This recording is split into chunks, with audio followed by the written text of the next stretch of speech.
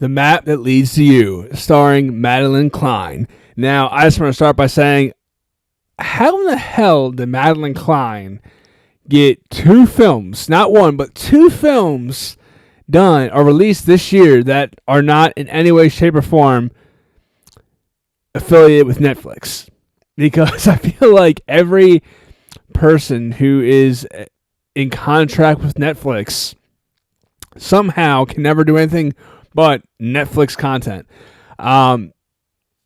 Is it just me or like what?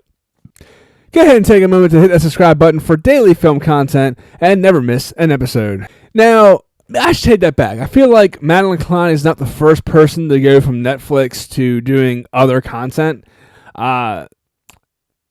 Sadie Sink has done other films. She did The Whale with Brendan Fraser, the Darren Aronofsky film.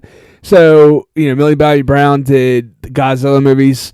So, yes, there is some wiggle room, I guess, but I feel like most of the time, the stars like Netflix shows only ever do other Netflix movies and shows or original content. They don't really branch off and do anything else, and a lot of times that's because when they sign the contracts with Netflix for their, big shows like Madeline Klein's Outer Banks, Millie Bobby Brown, Stranger Things, that they have to work around with other studios based around their filming schedule and pretty much have to kind of get permission based upon the filming schedule to do other things.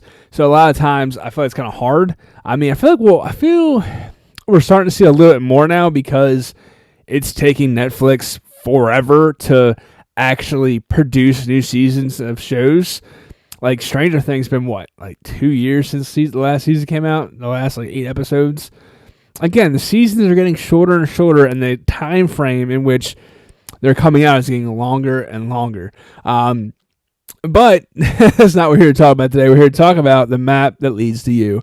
Now, this is from the director of Chocolat. So, you would think, I would expect a little bit more. I'm not going to lie. It's not a bad movie. Going in, I had mid expectation because I didn't want to expect too much from the film. It is an Amazon Prime original, which could go either way. I know some people are like, well, hey, Amazon produces good films. Have you seen Manchester by the Sea or, whatever? And Manchester by the Sea, yes, was an Amazon original. However, technically, I'm pretty sure that was an independent film. Went to the festivals and Amazon bought them, bought the rights from a festival. So it wasn't an Amazon produced film. They just bought the rights to it. And there are some films that Amazon does do that is a higher quality film, or more of a cinematic film, if you will. But this was one of those films that was intentional to be a movie of the week. Which again, I feel like streaming services have made movie of the week, are making these movies of the week, which is pretty much a TV movie, and making it this huge ordeal and making it the it thing. That's gonna be a conversation for a different video, but kind of just talking about The Map That Leads to You. Again, went in kind of with mid expectation. It is from the director of Chocolat, so again, you would think it'd be a higher tier film. But again, they also directed Dear John and what was the other Nicholas Sparks adaptation they did? Safe Haven. And they also did a couple other Hollywood movies, Hollywood dramedies, or not dramedies, rom dramedies or whatever, Nicholas Sparks adaptations. Which again, not dissing Nicholas Sparks or his film adaptations, but I feel like Chocolat was this really enriched indie gem. It was it came out in 2001. It was right on that tier of the Miramax golden age. So I feel like it was still very much as artsy kind of indie gem. And then they just kind of went on to make more mainstream date night movies. And this one kind of falls in between, heavier on the date side movie kind of line. It doesn't really have that indie gem to it. Pretty much the story is 3 friends just graduate college. They're traveling Europe, doing their whole summer vacay in Europe after graduation. and you know they meet these guys, and it's pretty much a love story about a summer in Europe with some twists and turns and some predictability. Again, it's not and nothing we haven't seen before, but again, it gives. I will say it does have some new flair and some originality to it, which is nice. Again, coming into it, I was expecting a mid level, and it gives us a mid level film. There is nothing spectacular about this film.